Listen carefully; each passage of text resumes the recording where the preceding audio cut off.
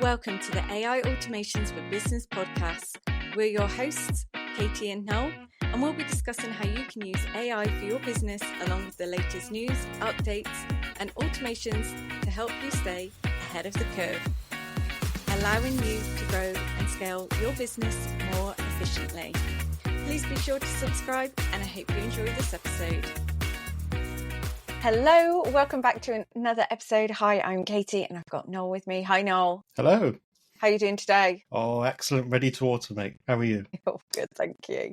So, Noel, today we're going to be talking about reviews on Trustpilot, Google reviews, anywhere really. I guess people have reviews left for them. Yep. And we're going to be looking at competitor analysis, customer service, performance, and as well as like maybe individual team performance if you're working for a large organization. Yes, absolutely. Because I feel like lots of businesses and organizations collect these reviews. People are always asking to review them, but then not a lot of people are actually doing anything with them, I find. Yes, I found the same when I built out the automation as a test, just to show what could be done. I was going through like big corporations and not a single review is being responded to. It's like, well, what are you doing with all these reviews? Like one of the companies was they must have been getting easy 100, 200 every hour. Wow. So what's the point of this? Apart from getting good 5-star reviews, but who's really taking the time to read all of these? Yeah, but I think it's great if you are getting all 5-star reviews, but if you're getting a real mix, I think there's obviously work to be done and things that can be improved, either for the business or for the customer experience. Yes, absolutely. Yeah, some businesses will only really focus on the bad reviews so they can try and turn it round. But there's always that middling ground. So if you've given it like a 3 or a 4, like no one really cares about those. They never seem to respond or do anything about it. But those are the ones where they could swing either way, kind of thing. So you need to try and, look at that information and try and figure out what you can do better. Yeah. Do you know, I recently was asked to leave a review. It was last year. It was a place that I visit quite a lot. I meet friends there for a coffee. And once you've ordered via their app, the next day they send an email to say, how did we do? And we had such a lovely time. The staff were all so lovely, so friendly. And I thought, do you know what? For once, I'm actually going to give some feedback, because I think we're all so quick, aren't we, to give negative feedback, but not so quick to give positive feedback. And we were there for hours and they never once said we need the table back or, guys, you ordering anything else. We were sat there probably for an hour, kept saying we were, to one another, we're going to go. And then obviously just kept chatting and chatting. So we didn't order drinks or anything for the last hour. And I thought, do you know what? That's so kind. They were so lovely, so friendly. I'm going to leave a really positive review. And I had an email back a couple of days later to say, thank you for the lovely review. We think the team at, this branch are awesome. And they thank you for the positive feedback. Here's a voucher for your next coffee. And I was like, oh my God, that is brilliant. Yeah. And, it was something I wasn't expecting at all. But it was just, the power of actually someone reading that review and saying, do you know what, team, you are actually doing really well. This person had a really enjoyable time because you did X, Y, and Z. Yeah, absolutely. Or did they automate that? You never know. Well, I don't think they did, because it did sound very humanized. And there were things in there that I don't think you could have done using OpenAI. Fair enough. Yeah. Yeah. Yeah. See, I've had quite the opposite experience where a restaurant in London harassed me and my friend to the point where they wouldn't let us pay for the meal until we'd given a review on Google. Wow. It's like, we've got a train to catch. We need to go. Can I pay? And they're like, not until you've left a review. I was like, well, I'll take a picture of that and I'll do it when I'm on the train. They were like, no, you're doing it now. So I gave them a 1 star. I said, harass me for trying to get them to give them 5. Well done. That's really bad though, isn't it? Like that is not the way to get a 5-star review. No, exactly, no. But then what are they doing with it as well, you know? Like, is anyone going to look? No one ever reached out to me about it or anything. So. No, but I think for them, like especially restaurants, they want as many 5-star reviews, especially on Google, because they rank higher then. So when people are Googling for a restaurant in a certain area, especially London, because there's thousands and thousands of restaurants in London. There's so much competition.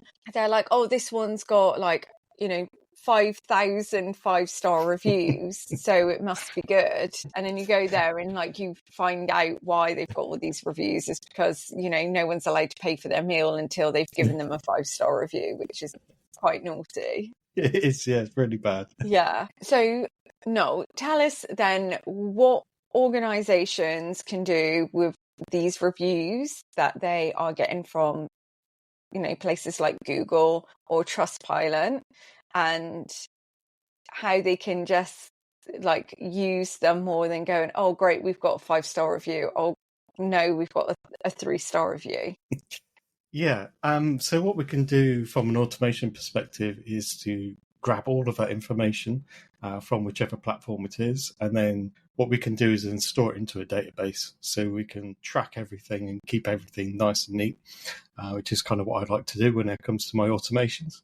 And what we can then do from that point is to figure out, so if you're working for a big team, or let's say you've got some real distinct products that you're selling, we can categorize the reviews to say, well, that belongs to this team, that's part of the sales team, that's part of the support team, or it might even be user experience, or this is for our beauty products, and this is generic sort of product sort of thing. So we can kind of split all of that information out. So when we come to analysing the reviews, we know what that's about.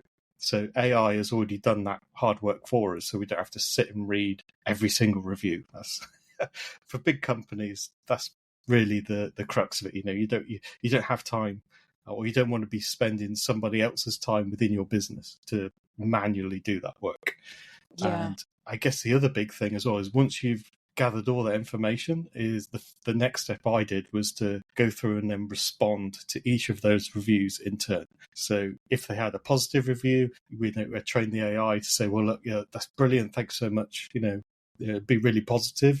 The neutral ones were kind of well, sorry, we could have done better, and kind of a neutral-ish tone, trying to get it to turn it around. And then the negative was more apologetic, and then saying, well, look, maybe you should reach out to our support team, we'll want to resolve this kind of thing. And all of that's done, within a matter of minutes. For if you say you've got 200 reviews to scrape through, you can get through that in about 10 minutes. Okay, wow, that's good. I was going to ask about the responses and could you automate them? Of course you can. Oh, yes. Yeah. I would say you've got to be kind of careful as well, because you don't... when it comes to using AI and then getting that to be customer facing, you kind of need to really nail down your prompt engineering to make sure that the responses are given are in line with your, company values and things like that. And, you want to be responding in UK English if you're in the UK, so you don't want any Zs in there for the US English and things like that. So yeah, you can fully automate that, but maybe sometimes, especially with negative reviews, maybe you probably shouldn't. But at least get AI to create the draft that you can review and then send. Yeah, I think it's really important how you handle negative reviews. I've seen some negative reviews, the responses on Google, horrendous. Yeah. And then you think, oh my goodness, I wouldn't go anywhere near that company. yeah, it just puts you off. So yeah, I think that's a good indicator actually of how good a business is to work with, or an organization. It's how they handle those negative reviews. I think using AI almost takes the emotional part out of it. So you're not looking at a review about your business and getting annoyed about it. You're using AI to create like the first draft. So like you're already not so annoyed already, kind of thing. You're like, oh, okay, maybe I can Yeah. then tweak it and then send it. I think it's when people take these negative reviews personally, and people need to remember it's business. It's not a personal attack at you. Yeah, absolutely. Okay, so now let's have a chat about using these reviews for competitor analysis. How can we use someone else's reviews to help our business or organization? Yeah, I couldn't believe how easy this kind of was, where we can go to tools like Apify, which allow you to scrape all of the reviews from Trustpilot, Google reviews for any business. So as long as you know the business name, you're kind of good to go.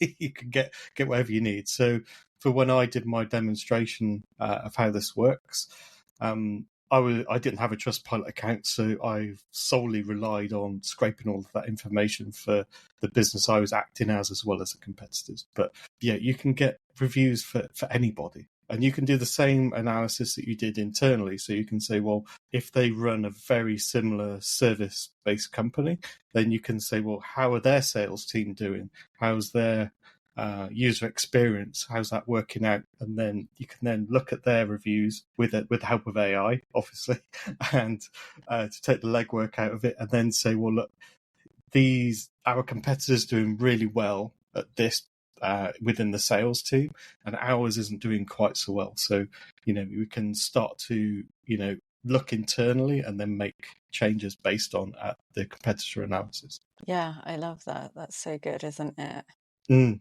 Yeah. And it's really easy to kind of like create a report on this as well. So you can get AI to look at everything in bulk and then say, well, look, here's all of the information you're going to need. Create me a Google Doc that goes through, like, gives me a summary, goes through what's happened internally, and then split out each competitor in a different section. So then you can then read through that in your own time and then figure out what to do and what to change. Whereas doing that manually, cool, you'd be there for weeks. Yeah. And I feel like a lot of these reviews just kind of like collect dust, and because it's so overwhelming, it's hard to kind of keep up with them, for these large organizations to then actually get, and then what happens is then change is quite slow. Yes. Yeah.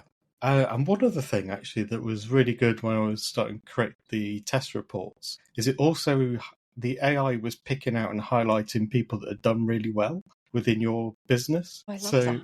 So I scraped like a massive energy company in the UK, and I was acting as them.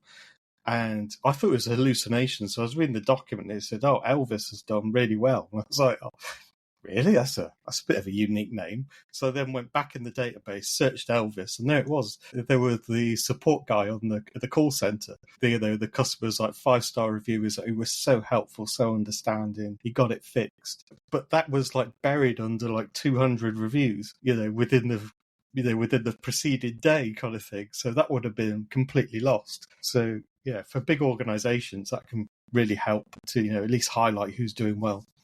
Yeah, Elvis sounds like he needs a pay rise or a promotion. He did, yeah. It was like a 3-paragraph review when I went back to have a look at it. Yeah. Wow. But yeah, and no I think response to that one either. That's such a shame as well, because when someone is really going above and beyond in an organization, like I feel like they do need some credit or some, recognition to say, definitely. look, we've had lots of 5-star reviews that have, mentioned you personally. Yeah. Here's a pay rise. It's a bonus. Yeah. Yeah. But then it can also help the other way around. So if you've got people that are underperforming, And, you've, as an organization, you're really trying to improve, say, like your customer service, but it doesn't seem to improve. Then if people are leaving negative reviews and actually naming people, that's when you can go, do you know what, these people actually need a little bit more support, or maybe we can give them some additional training, and then that helps everyone. Need to have a chat with Elvis. Yeah, Elvis, you need to do a training for everyone. He does. No, is there anything else that you feel like you want to talk about when it comes to automating reviews? I think we've kind of covered all the main topics. I think it's really underutilized and very overpowered. So, this is something that can be quite quickly set up within an organization and, can run every month kind of thing. So, you can continually look to improve as well as have a sneaky peek at what someone else is up to. Yeah. So if there might be a review saying, "Oh, they've released X product and this is amazing." I'm like, "Oh, hold on a minute." Yeah, maybe we should look at that. Yeah. Is this like something that costs a lot of money? Is it expensive? So within Make.com, it's more operation intensive. So obviously you pay for the operations. So yeah, you would probably need at least 10,000 operations per month. It all depends on how many reviews you've got, really. But I think Apify, you could get like 1,000 reviews for like 50 cents. So yeah, I wouldn't say it's quite cheap overall. Okay, yeah. So if you had, 10,000 reviews, it's not going to cost you hundreds and hundreds of pounds. No. If you're doing that sort of quantity, then I would definitely look at N8N, because you then you can self-host that, and once you self-host it, you don't have to worry about any sort of operational costs. Yeah, for anything that's really labor intensive, going to use a lot of information, N8N's the one. Otherwise, if you did that sort of thing within Make for that amount of reviews, you're probably looking at about $200 per month. Just for that one subscription. Yeah. So that is pricey, but I guess if you're a big corporation getting that amount of reviews, yeah, it's worth it. Sofa, there's that return of investment, isn't it? Exactly. Yeah. It's not going to break the bank for them. No. Amazing. Well, thank you so much, Noel, for your automation knowledge as always. And we will catch you next week for another episode. Take care.